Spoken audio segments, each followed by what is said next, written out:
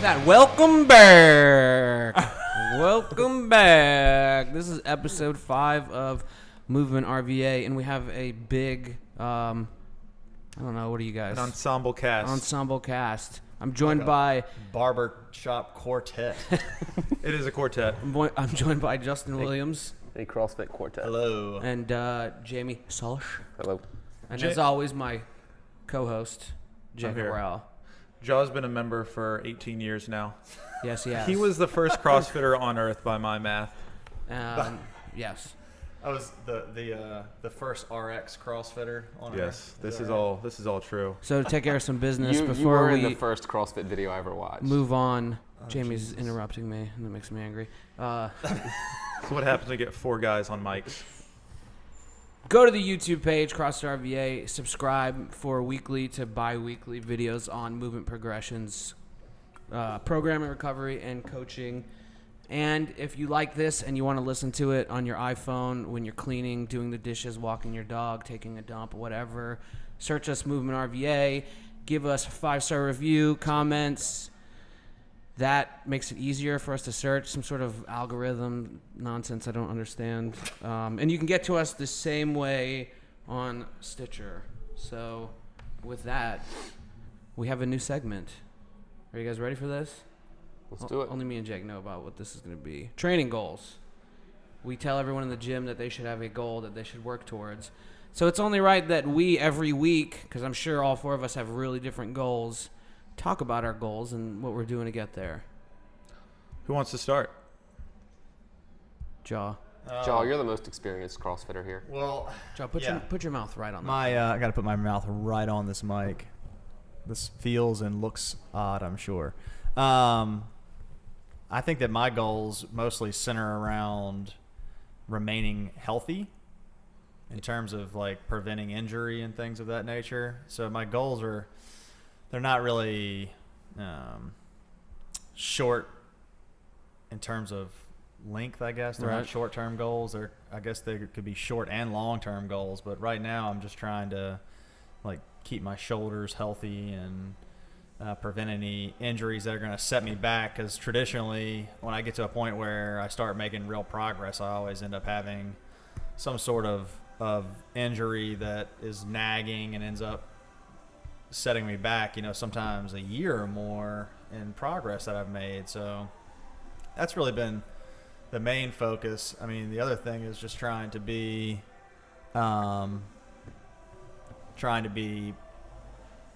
cognizant of what I did last year in the Open and trying to stay, I guess, relative to the field, as good as I was. Because you've been CrossFitting for years. Yeah. And you're a 2010 regionals athlete. That's right. And I'm trying to. That was, True story. That is a fact. However, Did you have to do anything there to was make no regionals? qualification. You just kind of showed up in a field in Ohio, and it was awesome. So yeah, I mean, I think that my goals are a lot different than somebody else who, if I'd have started, in my early 20s, with the same kind of passion, I guess, my goals are a lot different. So now it's just a matter of trying to look real good when I'm in my 40s. That's really my main goal. It's a great goal. Yeah. Mr. Solch. Who should introduce himself? Oh, yeah. No one knows who he is. No one knows who Jamie is. But they've seen you in the Wait, video. No one? We're saying if People we know had me. rando listeners, like There's there's many leather-bound books. someone in South Dakota listens to the podcast. Jamie You is haven't introduced yourself yet. a coach at CrossFit RVA. I was the very first manager. Very first manager. And now lots of his energy is directed towards co-owner of SuperFit Games, the largest competitive exercise competition circuit in the country. I believe this is true. Check it All out, true. www.superfitgames.com. True story. Jamie. My goals? Along the same lines of what y'all talked about. I just turned 35. So, Happy birthday. well, it was in January. I'm late. Belated. The problem with me is I'm 35 years old and I still think that I'm 25. Yeah. But my wife may say that I still act 15. but my body doesn't recover like I did when I was 25. So over the last couple of years, I've had my first kind of injuries related to training. And most of that was just kind of general overuse things that, were brought on by my lack of applying my own knowledge. But staying healthy and staying somewhat competitive. I enjoy competing whenever possible. It's not always, it doesn't always happen with Superfit being so busy, but John and I competed at Gangs of the Mid-Atlantic in November, and that made me feel good because we did pretty well there too. Yeah, we did pretty well, except for if we didn't have to climb a wall, we would have been on the podium. Dumbest event ever. We love you, David Martman.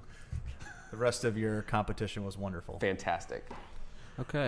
But no, staying healthy, staying competitive. Competitive for your age or competitive against like? I like beating some 25-year-olds in here from time to time. So competitive in the gym. Competitive in the gym, competitive in a competition environment. Right. And then being better in the open. I still, there's an apex at some point where I'm not going to be able to maintain it, but I don't think I've gotten there yet. Yeah. So, a lot of that's, personal stuff, as with most people. But, I also, with what I do with Superfit, I like to be able to say that I can do things that I ask other people to do, but better. They can do them better than I can. You want to be able to do the Superfit workouts, just not as fast. Yeah, well, I do a lot of them. Lead by example.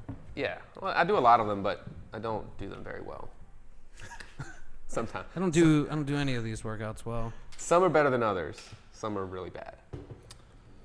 My goals, I got out of the military a year and a half ago, and I took a whole year and I wrote a book. So I wrote for 8 hours a day, and I did not work out, so I gained a lot of weight. And my goal strictly now is to lose weight while simultaneously becoming stronger. So mine's real simple. And Slippery slope. what's a slippery slope? Losing weight and getting stronger. I know. Okay. Joe loves gaining weight and getting stronger. Well, at the that's same what most time. people do, right? And getting slower. I lose weight and my life falls apart. I'm declaring on the podcast for accountability. My goal is to lose weight, and it'll be my goal until I want to lose 14 pounds, and then see where I go from there. Sounds like a good place to start. Jake just had a baby, so his life is totally different. Well, Jamie just had a baby, sort of too. Everybody, And Jaw so did just had Jaw. a baby. Everybody Okay, except you I'm the odd man had out. a child within the last You're just year. the weird guy. Right. Just our wives are going to listen, so we should acknowledge that our wives had the baby. They had the Yes. baby, They did all of the work. but obviously that affects your training goals, right? Jake's the freshest because this kid's the youngest right now. Right. So, I'll say for a long time, I had a lot of time to commit to training. For about 5 years, I was competing in strongman, doing about 5 competitions a year. Training sessions were pretty long, a lot of times 2 or 3 hours. And from there, this past year, up until right before the baby, I was doing our gym's competition program. And with that, a lot of times, maybe up to 15 hours a week of training, sometimes more like 10 to 12, just depending on the week. But everything changed quite abruptly when we had the baby. And so I think part of it is you got to look at your training in the context of the rest of your life and make some conscious decisions. You can't really make excuses. You can't say, I'm not doing better because this, and this, but you also have to say, like, where do I want to put my time and energy, and what do I want to realistically get out of my training compared to all these other things in life. So I know right now, spending more time at home, more time with the baby. At the same time, though, we are doing a lot of stuff on the business front with the movement, CrossFit RVA, and Superfit. So it's, I got to look at saying, all right, these are all sort of busy things going on. Got the baby as well. So for me, I'm looking to improve how I move, focusing on some things like He doesn't squat and lifters anymore. Yeah, so that's part of it. So I'm looking first at cleaning up some technical issues I may have sort of like skimmed over when I was training a whole lot, just saying like, all right, I got to get through these squats or these snatches or these clean and jerks. So, maybe my movement's not going to be perfect. I'm tired. So now I'm looking at trying to move as best as I can.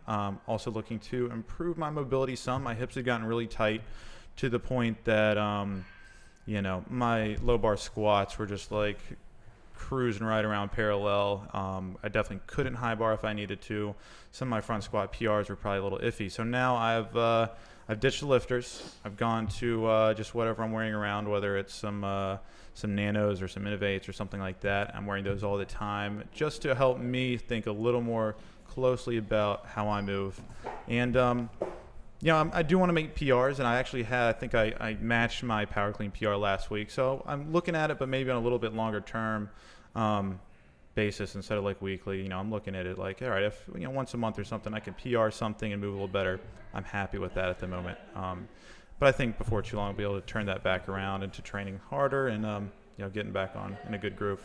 Sweet. If you have goals that you're working on, comment on this on the YouTube video version, and we'll probably get back to you and comment back on what you're doing. Yeah, let us know. Here's an abrupt We're here to help. Here's an abrupt transition. We have another new segment. Things we don't like this week. So why don't you start?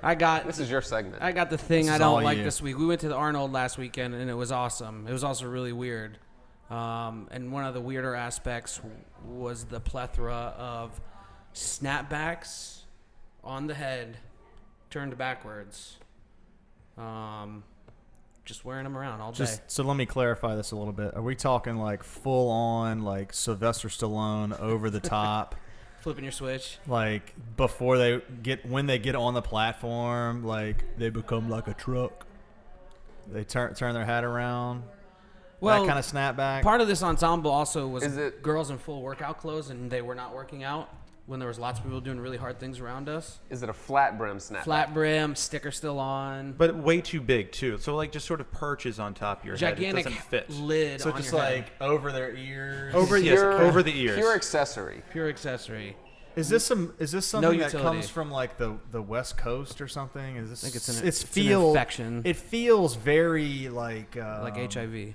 Nah, I wasn't gonna say that. It is a trend that is infecting. It feels America. very like Jesse James, like West Coast choppery. Yes. To me, like Tribal Flame. Is the bill like bent Slightly slightly bent in the upward, front? like they ran into a wall?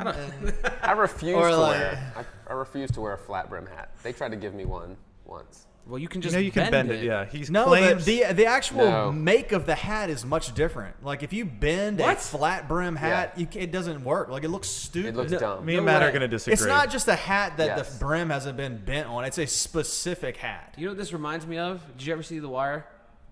Yes. One time, the cop that looks sort of like you, Herc, pulls up to what? He looks like you.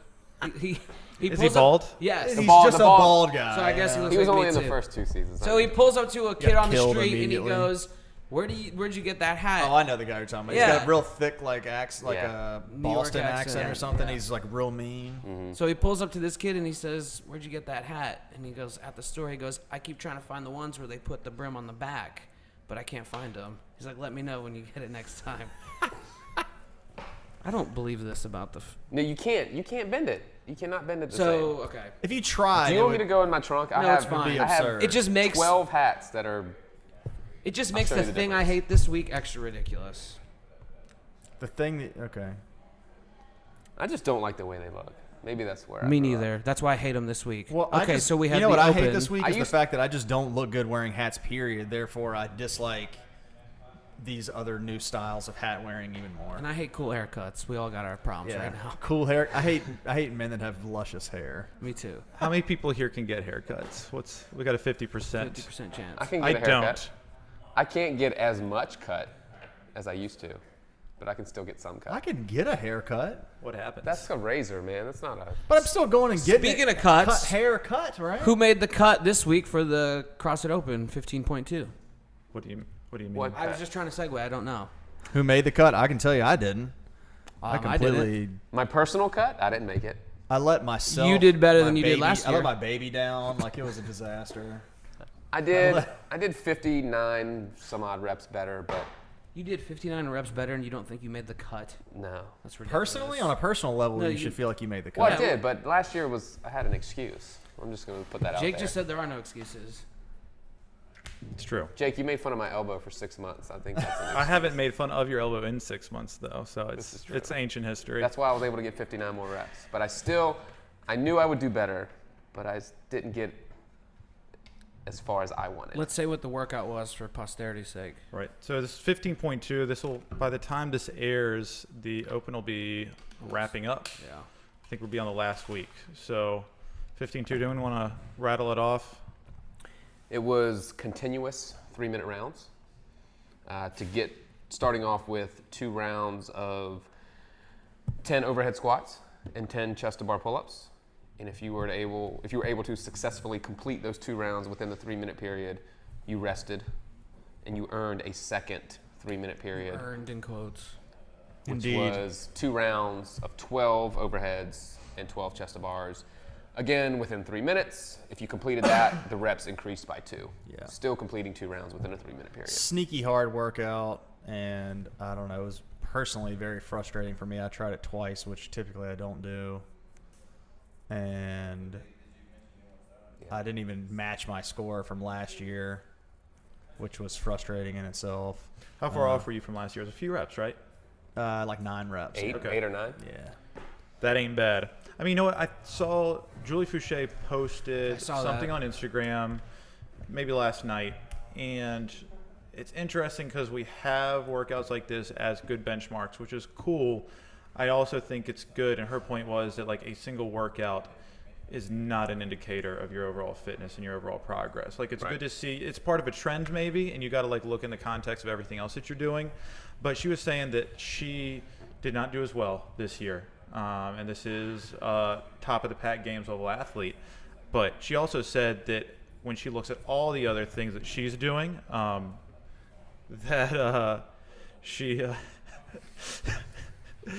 when she looks at everything else that she's doing, she knows that she's in better shape this year by far. Yeah, I mean, I feel better. I mean, I think that when we were talking about your weight loss goal, like I got into the thing of, like I know I'm carrying extra weight. If I lose weight, then I should be better, you know. But what happened is that I think that I lost the weight too quickly, and with it went some of the strength gains that I spent the entire off season trying to get. And when you've been doing this as long as I have without steroids, any strength gain is like Tenuous at best. Worth yeah, its weight in gold. Even I'm talking about like a 5-pound PR, you know, is something that just doesn't pop up. Like people that have just started or like substantially younger, They're going to PR every day. they're going to PR every time they lift. Yeah. And it could be like 20 pounds or better. Does it make you wish you were new again?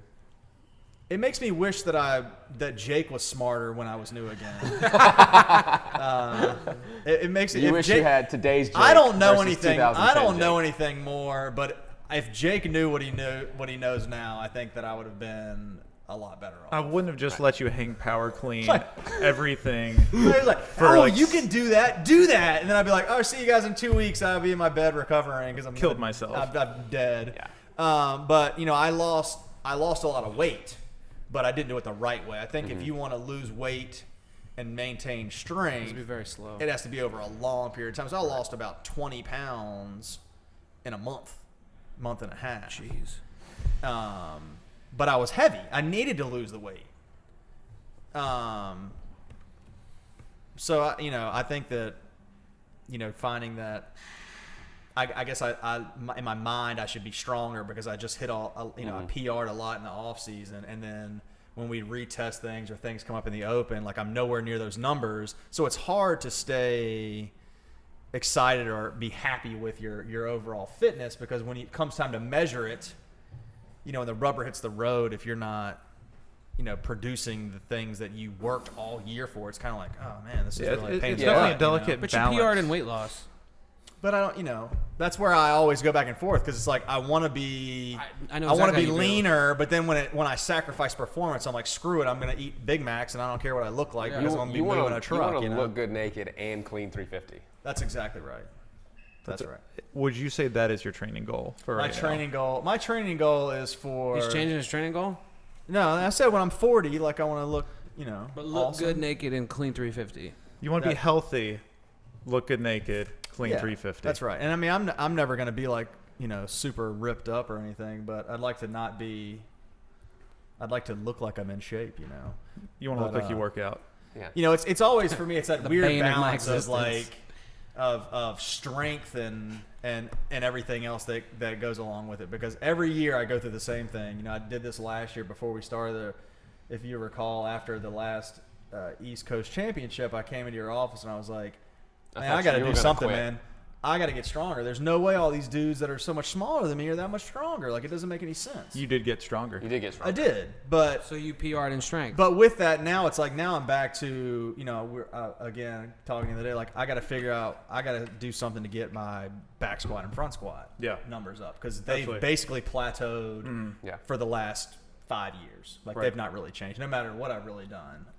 And if they do go up, it seems like it was just like a aligning of the moons.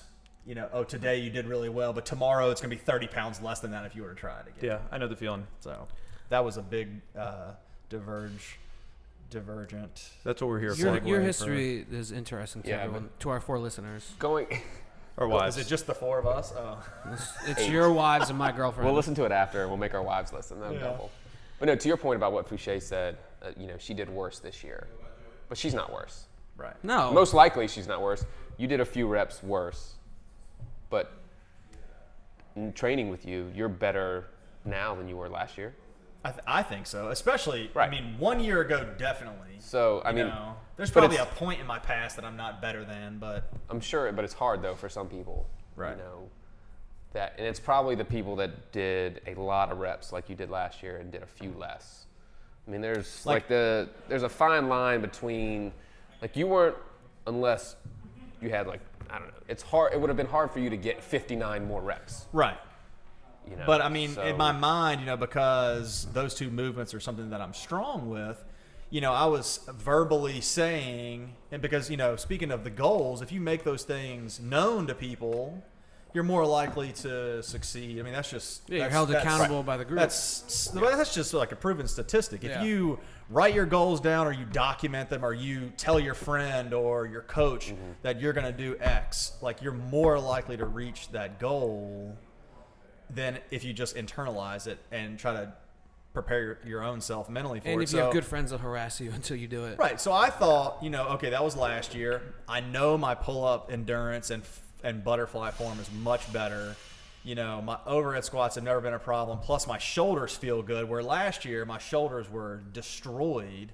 And so I'm going, okay, there's no chance I don't finish the round of 16 and at least get, some overhead squats and a couple of pull-ups in the round of 18. Right. And then I fell so far short of that it was just like I had to redo it for posterity because it didn't even match my old score. And then when I retested it, I did even worse. Yeah. And that's where, it's hard when you do, obviously I don't have any misconceptions that I'm going to be qualifying for regionals, but you do train for most of the year to try to see how you stack up against the region. Right.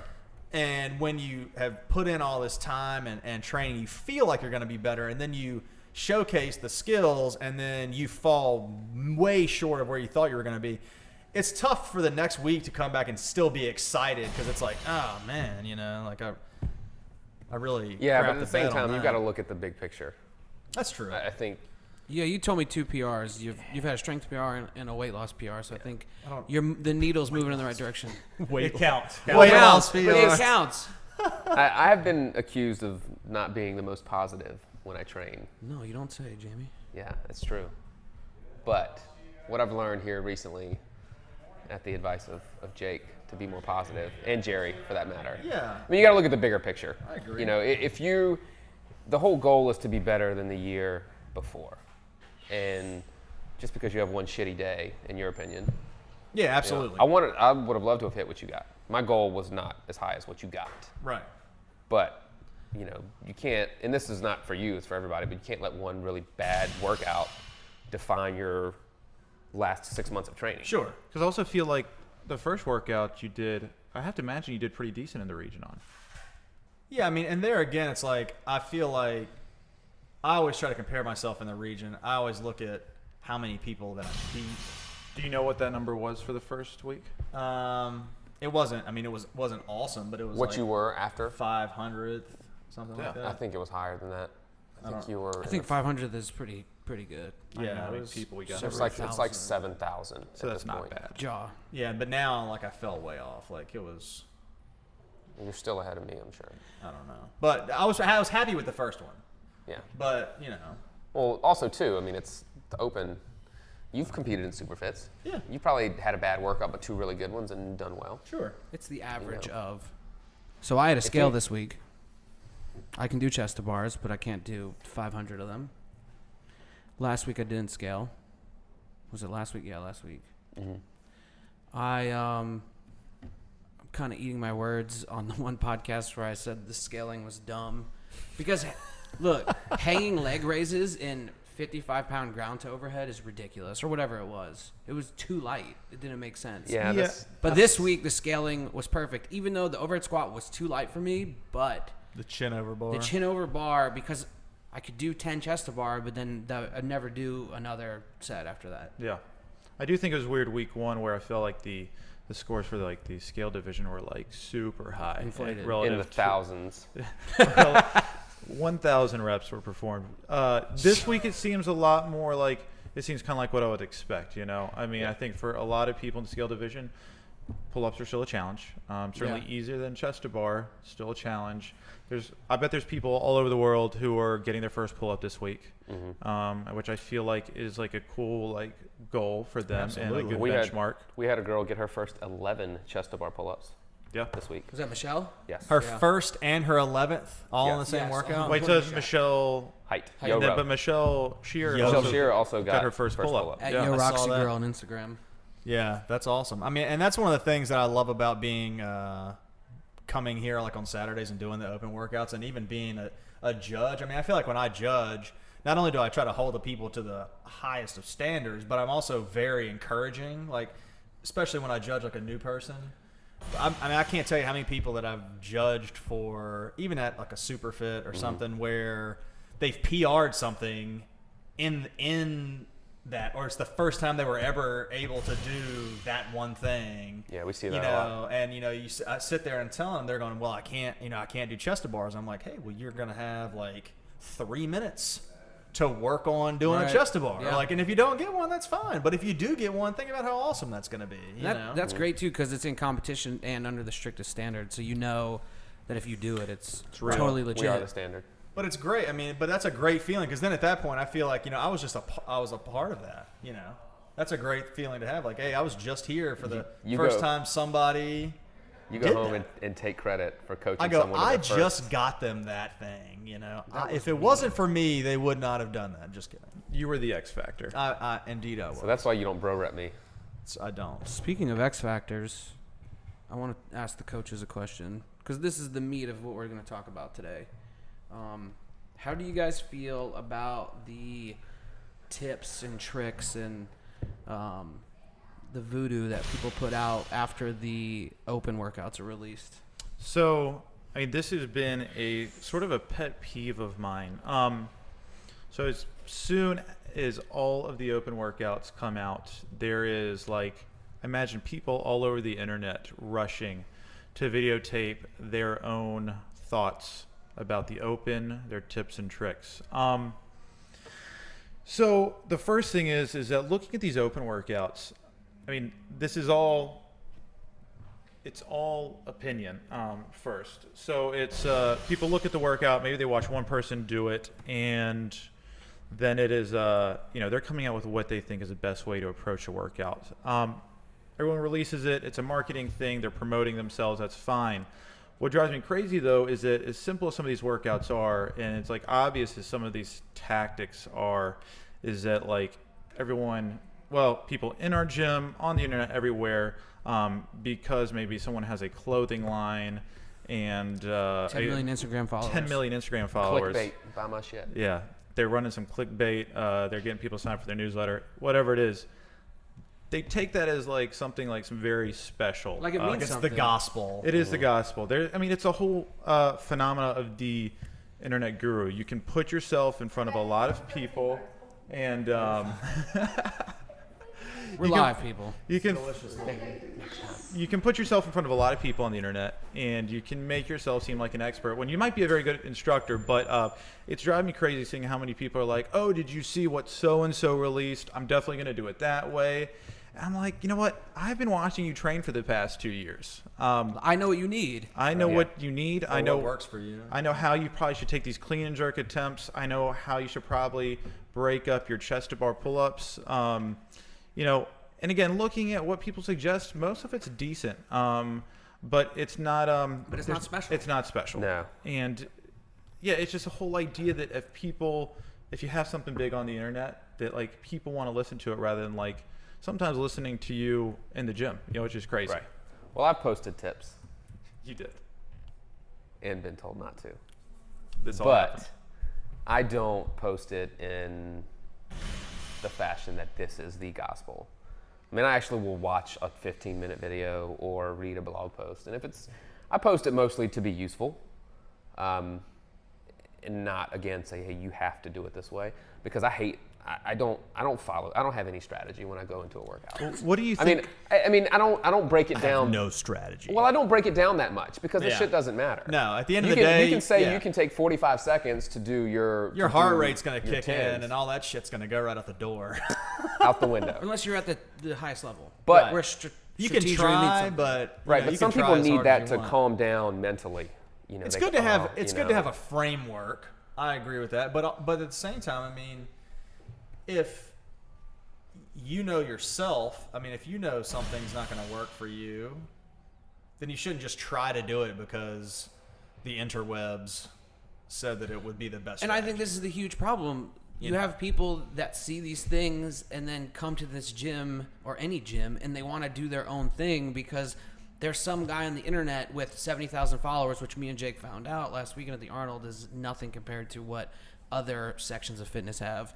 Right. But that gives him her some sort of credence or like legitimacy that doesn't make any sense. So how do you guys deal with people that walk in here and say, you know, it's cool that you guys spend your time programming, not just in CrossFit, but multiple different sports, but I'm going to do my own thing. Thank you. I mean, I think there's limitations to any group program, and an internet-based group program is like casting the widest web possible. So you know that like the people doing that, you know, whatever program you're following, that person has never seen you. And will never see you probably. Yeah. And if you are not aware enough, and that's challenging, you know, if you don't have a coach or whatnot, if you're not aware enough to change it the way you need it to be changed, and make adjustments for yourself, you're going to run into some limitations. There's a lot happening over here. What are you doing? it's too far away from the. There you go. You run into some limitations. You're going to run into some limitations. And I'll say it's like, even if it's a very, very, very good program, I think a lot of the time, the expert trainer online who doesn't see you, that doesn't interact with you, is not going to be as good as like even a mediocre trainer, like in person. Who It's sees you every day? It's not real coaching. I could read a whole bunch of books and figure out how to program, but coaching is sitting with someone, watching their movement, and then coaching them to better movement. Yeah. Right. I should let the coaches actually say that because who am I? That's Jamie and Jake. Well, yeah, and I agree with what you said. I mean, like to what I posted last week, there was a certain tip about, you know, keeping the bar on your back, like breaking it down. And it may be sound advice, but I knew for me, there's no way I could do that. And I told other people not to do it because they would ask me about it. Oh, Jamie, you posted. I'm like, yeah, you know, what do you think? I'm like, well, don't. A lot of that stuff in there was really good and really useful, I think. But I was like, don't put the bar on your back. All right. I was like, For what? For the overhead squats, like, you know, breaking them in half and On the open And then workout. jerking it back up when you yeah. So for me, versus putting it on the ground. yeah, versus putting it on the ground. For me, and maybe I took a more hardcore stance. I told them don't put the bar on the ground. You know, get those overheads done unbroken if you can. Right. Rest here in a locked out, you know, position minimally. I mean, you don't want to stand with the bar overhead for 30 seconds, but you know, I knew if I tried to employ that strategy, I'm resting. If the bar's on the ground, or if it's on my back, right, I'm resting. I'm going to be less likely to take it right back up. And whereas I can just work for maybe 3 more seconds and finish that set. And you said it to them because you know them, right, because you coach them, because you see them every day, and that was right, the best advice possible for them. Mm-hmm. And some guy on the internet can't do that. No. I mean, it also just bugs me that it is, everyone feels like they have to release these tips. Like, it is part of their marketing strategy.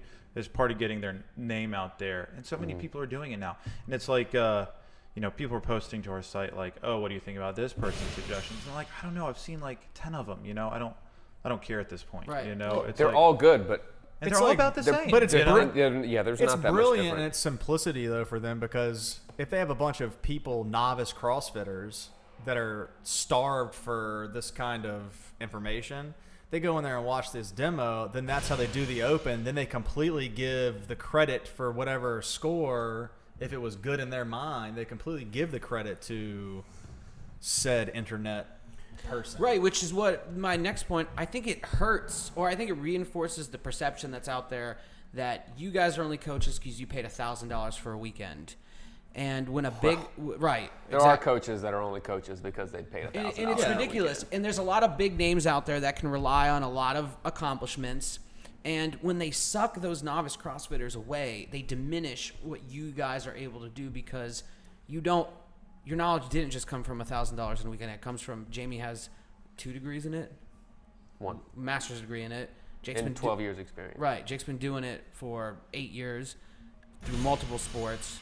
So how do you guys break that perception? And I don't even know if people here think that, that you guys are just the typical CrossFit coach, or how can any coach break that? You need a whole hour for me to answer that question. ahead.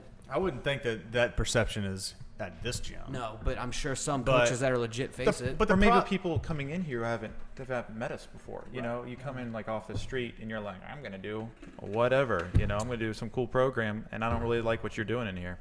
Right. Yeah, if you don't, I mean, where do I start? Start wherever you want. At the beginning. At the beginning? The genesis. Not in the middle. No, I mean, so to your point about, I think not every, but some, you know, and it kind of works both ways. You know, somebody coming in here that stumbles upon the multiple cool training blogs out there, and there are a ton, and I read a lot of them, and I think they're good. I followed some of the programming, you know, but the newer person may think, oh man, well, you know, so-and-so has, you know, so many athletes in regionals and so many athletes in the games, you know, they may be, they know what's best for me. Well, and to what Jake said, you know, these guys are programming for the highest level. Right. You know, like when Rudy put his tips out there, which I thought were, you know, pretty damn good. Rudy of the Outlaw Way. Yes. Rudy Nielsen. I think they were great tips. But like me, I also know that when he puts this out there, like the person he has testing, Nicole Caperso, who I've seen compete at regionals. I've seen her at Olympic weightlifting meets. She's in the top 10 right now in the region. Yeah, I just saw that today. She's also going to be competing at the RVA Open weightlifting meet. She was here last year. And she is phenomenal.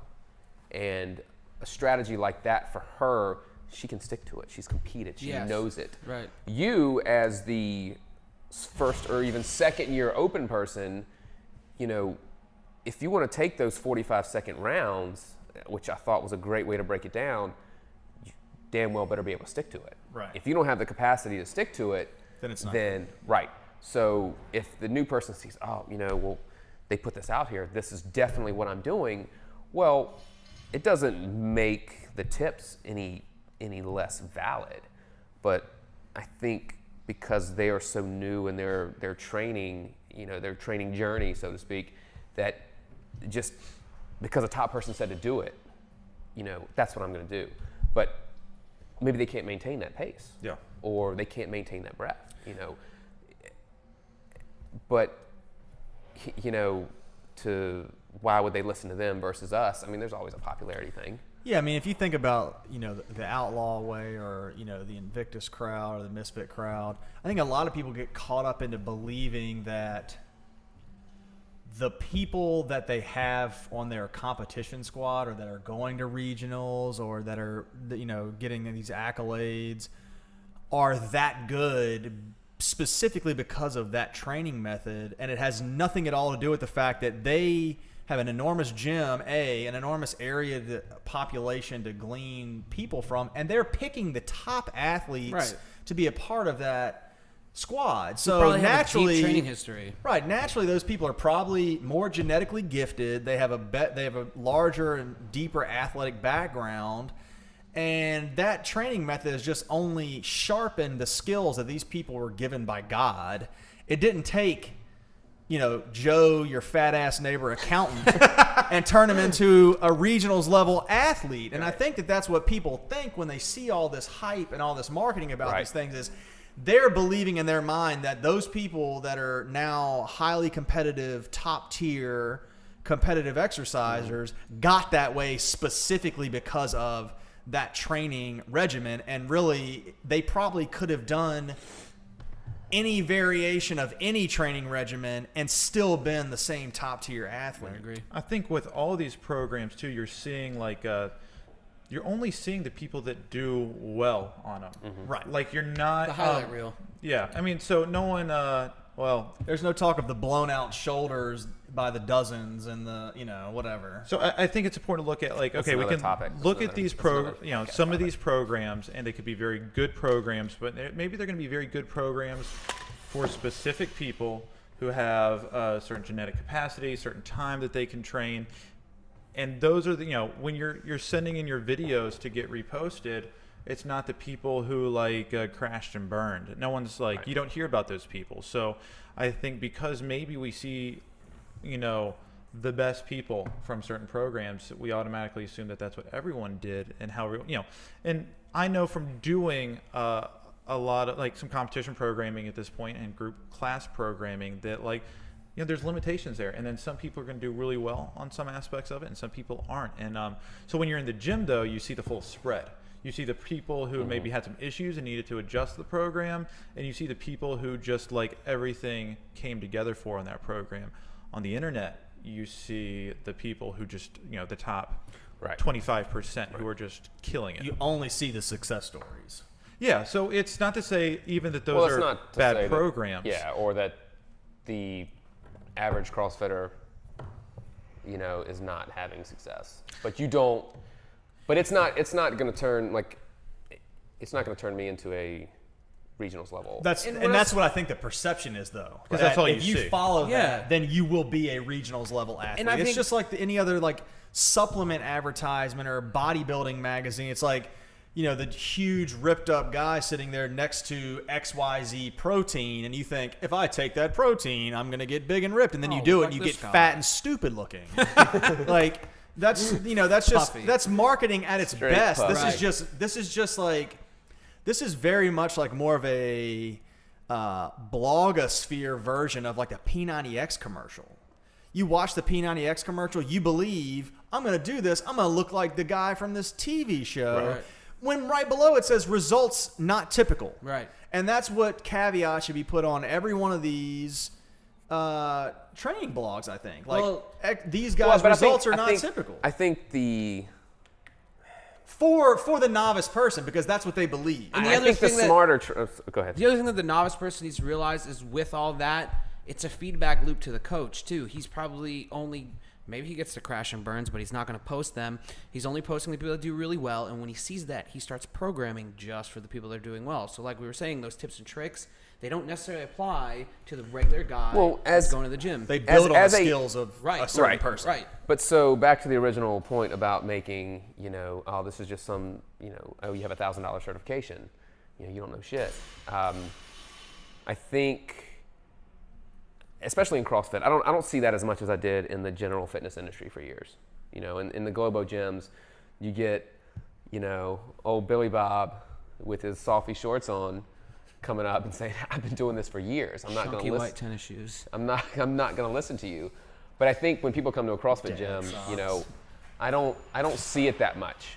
People know and they trust us. They're here for our knowledge. But where I do see that, where, hey, man, you just have a certification, you don't know shit, is from those people, and it's not just here. I've talked to other coaches, I see it elsewhere. It's those guys and girls, for that matter, that are good, that have ability, and they know, or they think that they can make it to regionals, okay, and maybe they can, but they know Rudy's blog has, so many people, Outlaw has so many people in regionals, Invictus has so many people in regionals. And you're talking about the person in one of the 5,000 affiliates that's right on the bubble for regionals. Well, no, not the bubble. That's below the bubble. That's way off the bubble, but thinks they're on the bubble. Gotcha. Okay. That's where I see the, hey, what do you know, Jamie? CJ Martin says to do this, and CJ Martin's really, really smart. And he's got a lot of people that have done this. What have you done? Kind of a thing. Right.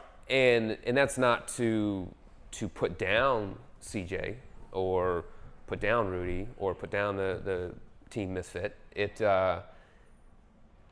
just, those guys, they are where they are for a reason. Right. They have produced athletes 100%.